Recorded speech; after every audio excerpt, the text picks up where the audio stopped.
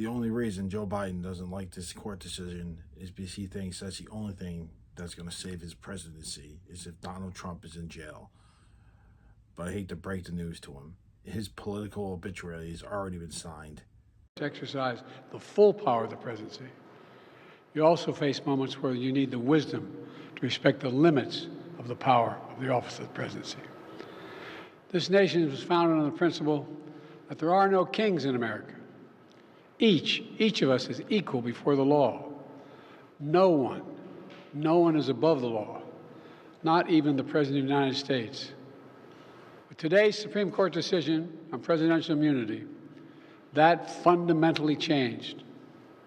For all practical purposes, today's decision almost certainly means that there are virtually no limits on what a president can do. This is a fundamentally new principle, and it's a dangerous precedent, because the power of the office will no longer be constrained by the law, even including the Supreme Court of the United States. The only limits will be self-imposed by the president alone. This decision today has continued the court's attack in recent years on a wide range of long-established legal principles in our nation, from gutting voting rights and civil rights, to taking away a woman's right to choose, to today's decision that undermines the rule of law of this nation.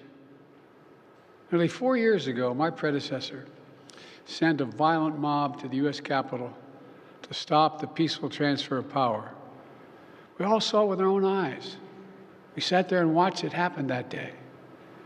Attack on the police, the ransacking at the Capitol, a mob literally hunting down the House Speaker, Nancy Pelosi, gallows erected to hang the Vice President, Mike Pence. I think it's fair to say it's one of the darkest days in the history of America. Now the man who sent that mob to the U.S. Capitol is facing potential criminal conviction for what happened that day.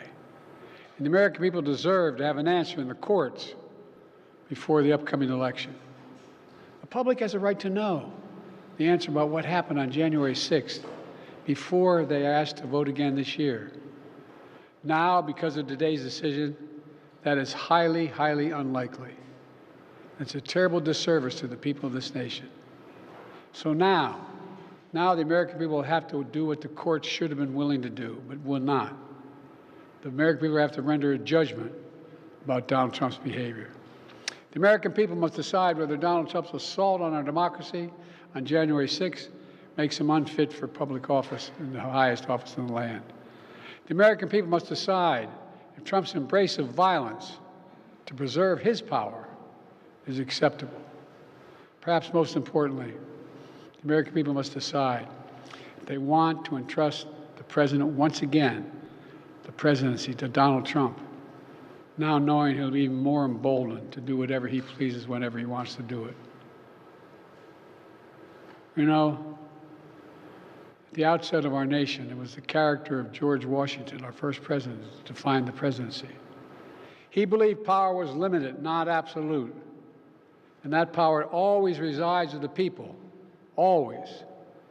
Now, over 200 years later, with today's Supreme Court decision, once again, it will depend on the character of the men and women who hold that presidency that are going to define the limits of the power of the presidency, because the law will no longer do it.